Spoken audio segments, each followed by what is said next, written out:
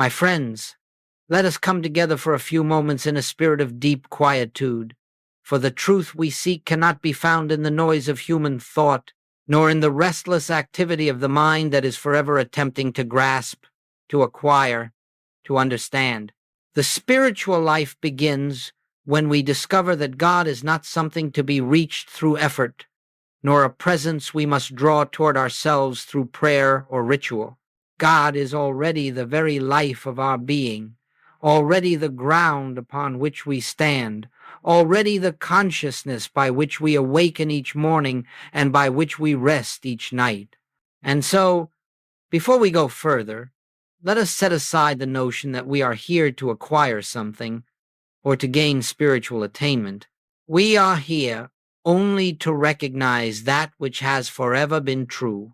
The silence into which we enter is not a method nor a practice to achieve a goal, but a resting in the awareness that the infinite is already functioning as our very self. As we sit in this inner stillness, we are not trying to summon God, nor persuade God, nor reach upward toward God.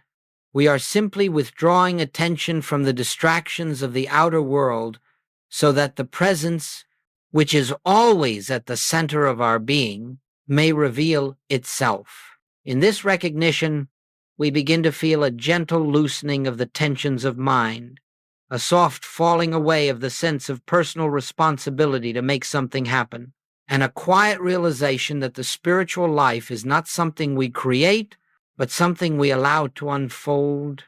As we proceed, remember this: the kingdom is not attained by striving, but by becoming still, not by the power of thought, but by the silence in which thought ceases to dominate.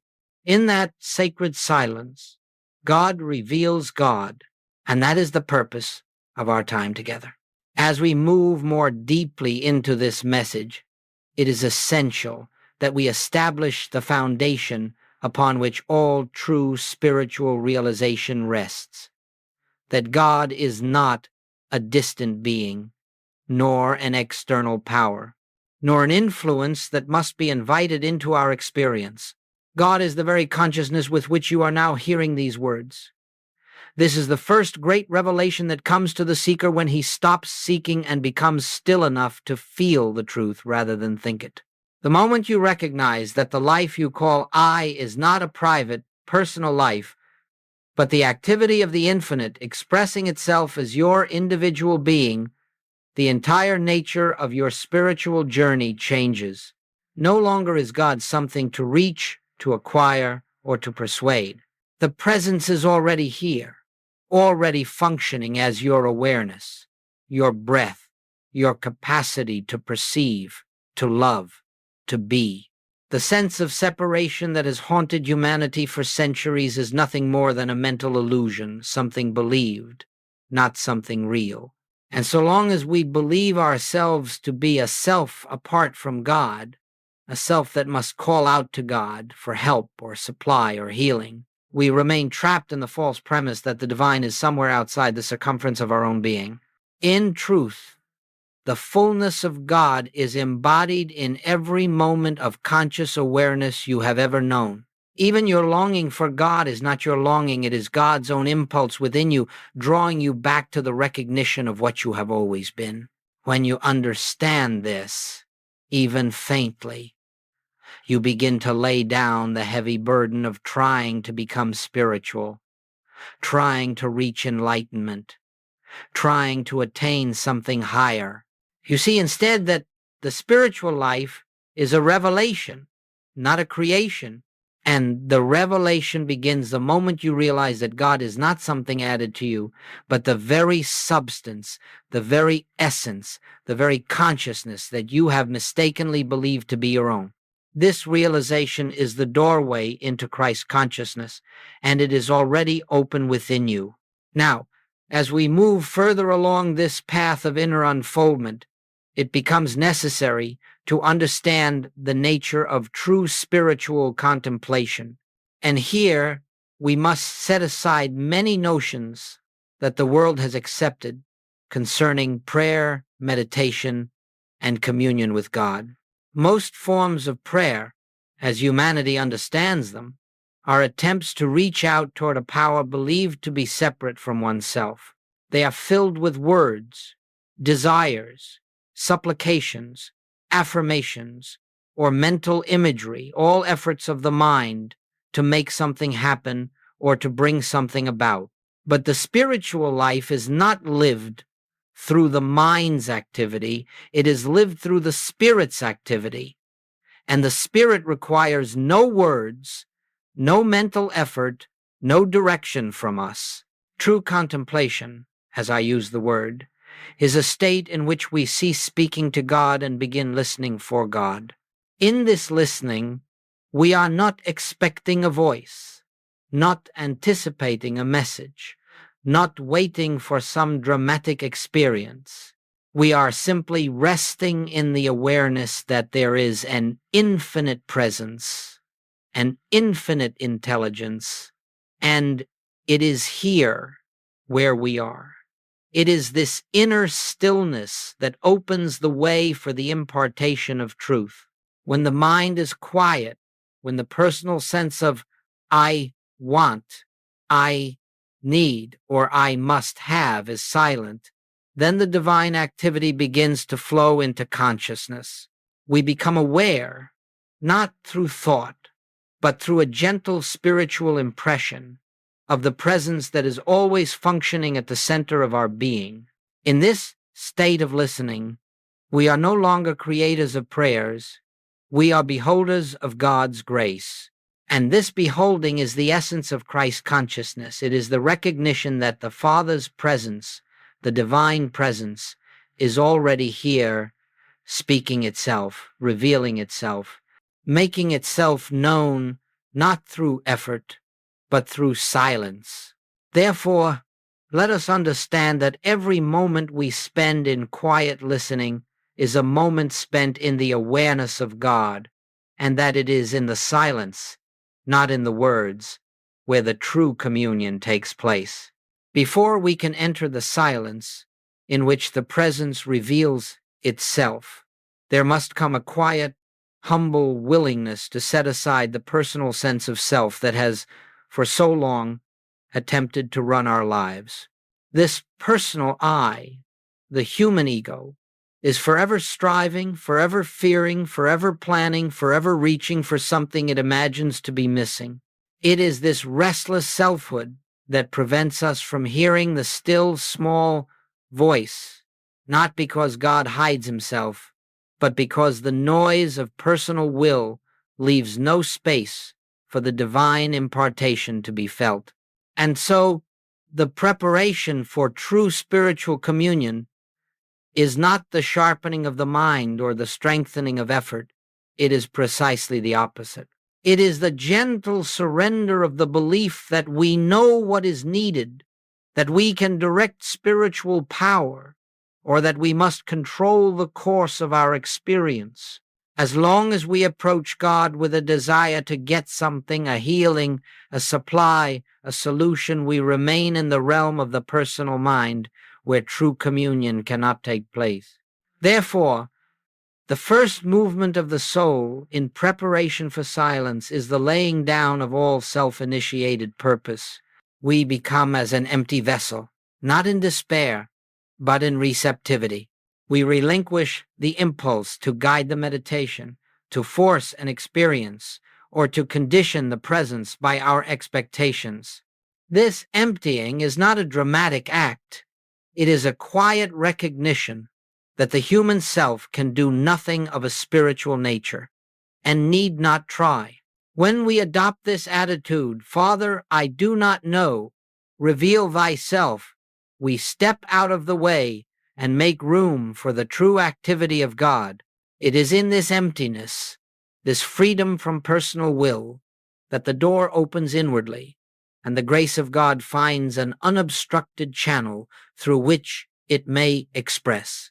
This surrender is not loss, it is liberation. For when the personal sense falls silent, the divine life that has always been our life rises into awareness, and we discover that nothing was ever required of us but the willingness to be still. And now, having prepared ourselves through the gentle release of personal will, we come to that sacred moment in which we enter the silence not as seekers, not as beggars, not as individuals striving to attain spiritual experience, but as the very place where God's presence may reveal itself. You will discover, as you continue on this path, that the deepest spiritual practice is beautifully simple. It asks nothing of you except that you rest quietly in the awareness that the infinite is already here. And so, as you sit in stillness, there is no need to shape your thoughts, no need to repeat holy words, no need to engage in affirmation or denial. Those are activities of the mind, and the mind has no part in the revelation of spirit. Instead, let there be a moment of gentle recognition, perhaps only a whisper within your heart of the truth. Here I am, Father. Speak, for thy servant heareth. This is not a phrase to repeat. It is not a mantra. It is a momentary turning, an inward remembrance that there is a presence, a love, an intelligence functioning at the center of your being. After this recognition, release even the words. Allow them to dissolve into silence. The practice now becomes pure receptivity. You are not waiting for an experience. You are not hoping for a sign. You are simply being still, inwardly open, inwardly listening, without expectation. A soft, inner quietness begins to form, a quietness not created by you, but arising of its own accord the moment you stop leaning upon thought. In that stillness you may sense an unspoken assurance, a peace that is not dependent on conditions, a presence that cannot be named yet is unmistakably real. But even these are not sought. They are simply noticed if they come. And if nothing comes, that too is perfect. For the value of this silence is not in what you feel, but in the fact that you have withdrawn from the mental noise long enough for God to be God in you without interference. This is the beginning of true spiritual communion. This is the doorway to Christ consciousness. And it is found only in the silence that contains no request, no argument, no effort, only the quiet recognition of omnipresence. As we rest in this holy silence, something begins to take place within us, something not of our doing, not of our planning, and not the result of any mental activity we could initiate. It is a spiritual activity, invisible to sense, yet unmistakably real. Goldsmith called this the impartation, the moment in which the infinite, invisible, announces itself within your consciousness. But let us be clear, this impartation does not come as a voice, nor as a vision, nor as an emotional surge. It comes as a stillness deeper than silence, a quiet assurance that needs no explanation. In this sacred inner atmosphere, you may discover that the fear which a moment ago seemed so real has dissolved without struggle. Tension that once gripped the mind loosens, not because you worked at it, but because fear and tension cannot exist in the presence of realized truth. You may feel a sense of being upheld, supported, even carried not by effort, but by the recognition of a presence greater than your human sense of life. This is the dawning of Christ consciousness, a subtle yet profound shift in which you know, without any reasoning, that the life you are living is not your own. It is the life of God, living itself as you. Nothing dramatic may occur outwardly, yet inwardly something has changed. You find yourself less reactive, less fearful, less dependent upon circumstances. The peace that arises is not a peace you created. It is the peace that passeth understanding, the peace that comes only when the personal sense of self has been set aside long enough for the divine self to make itself known. Often this impartation lasts only a moment, maybe even less than a moment. But in that moment, eternity touches you. And though the mind may rush in afterward with its concerns and questions, something within you has been transformed. You have felt, however faintly, the activity of God within your own consciousness. And this is the beginning of healing, the beginning of transformation, the beginning of a new way of being rooted not in effort, but in revelation. Nothing more is required of you than to be receptive, to remain available, and to trust that grace knows its own way and its own timing. For Christ consciousness is never attained, it is revealed. And it reveals itself in those silent moments when the human mind yields to the presence that has been there all along. As we continue to rest in this inner stillness, you will begin to notice something quite remarkable. Problems that once held your attention, that seemed urgent, threatening, or insurmountable, begin to soften, lose their intensity, and in many cases dissolve altogether. And this occurs not because you have applied spiritual power to them, not because you have affirmed their unreality, nor because you have demanded a particular outcome. No, this transformation happens precisely because you have not brought the problem into your meditation. You have brought only your awareness of God in the presence of realized truth. The false sense drops away like a shadow before light. Let us understand a profound principle. A problem, in whatever form it appears, is never an entity in itself. It is only the mental picture formed when we view life from a sense of separation. When the mind is filled with fear, the picture is one of danger. When the mind is filled with lack, the picture is one of limitation. When the mind is filled with a sense of personal responsibility, the picture is one of burdens. But these pictures have no power of their own. They are projections of the mind. And so, the moment we stop trying to fix the picture, stop wrestling with conditions, stop treating effects, we create an opening through which the presence may reveal what has been true all along, that nothing stands apart from God, and therefore nothing has power to oppose the activity of God. In that light, discord dissolves, not because God intervenes, but because the illusion is seen for what it is. Disease yields, not because a human healer has done something, but because the presence is realized as the only life. Lack disappears, not through positive thinking, but through the recognition that omnipresence leaves no space for absence. Harmony is restored, not by manipulating circumstances, but by allowing the divine order to appear where human will has stepped aside. This is why Goldsmith could say that we do not treat conditions, we behold God. The silent practice does not address the problem, it dissolves the false sense that created the problem. In this way, the outer experience changes as a natural consequence of an inner revelation. And so we learn that healing is not an act we perform, nor a result we produce. It is the fruit of realized oneness. It is the evidence that we have touched the presence that is forever whole. Now, it is not enough that we touch this inner presence only in moments of meditation or periods of quiet contemplation. If spiritual living is to become our way of life, this awareness must flow with us into the marketplace, into the home, into our activities, our relationships, and even into the ordinary tasks that fill each day.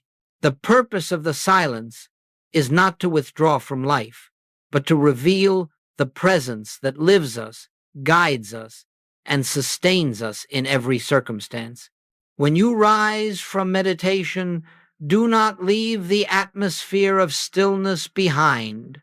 Carry it with you as a gentle awareness that there is an invisible something walking with you, going before you, preparing the way. You will discover that your speech becomes quieter, your reactions slower, your judgment softer, because you are no longer meeting the world as a personal self, but as a transparency for the divine. When a challenge presents itself, a moment of irritation, a decision to be made, a difficulty that arises, pause inwardly, not to think, not to analyze, but to rest for a breath in the remembrance. Of mine own self I can do nothing. The Father within me doeth the work. This pause, even if only for a second, restores you to the consciousness of oneness. It lifts you out of personal responsibility and returns you to the awareness that the same presence which spoke in the silence is here, now, in this very moment.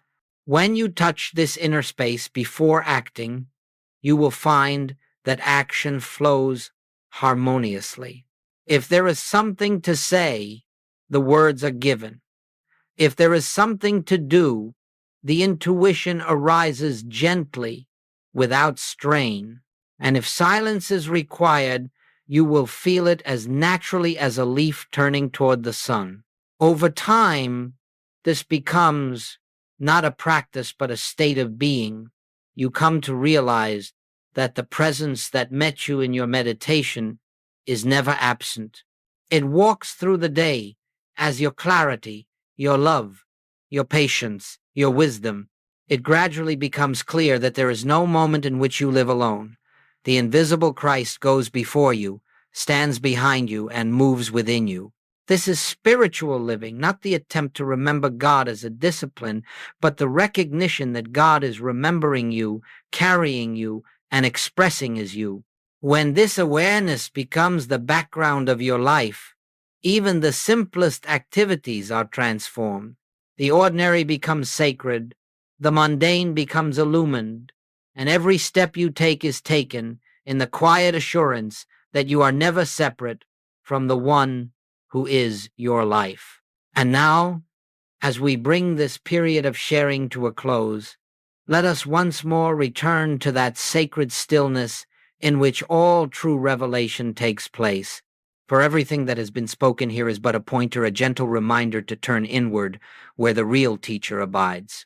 Words may inspire, concepts may uplift, but it is only the realized presence that transforms.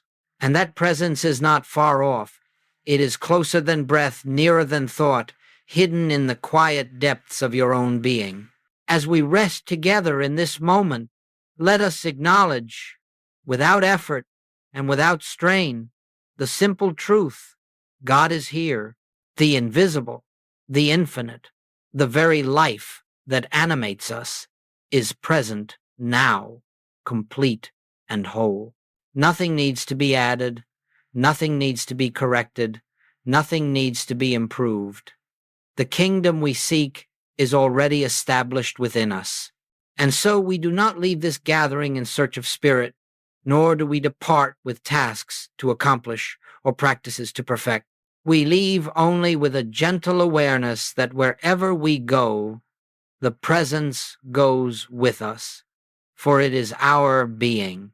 As this recognition deepens into conviction, you will find that life unfolds more harmoniously, not because you have made it so, but because you are no longer living as a separate self. You are living as a witness to the activity of God, and in that witnessing, every moment becomes a benediction. May the peace that is not of this world abide with you. May the light that cannot be extinguished illumine your path, and may the presence that has revealed itself in the silence continue to unfold its grace within you, guiding, sustaining, and fulfilling every step of your journey. We part outwardly, but inwardly we remain united in the one life, the one consciousness, the one Christ that is the truth of all being.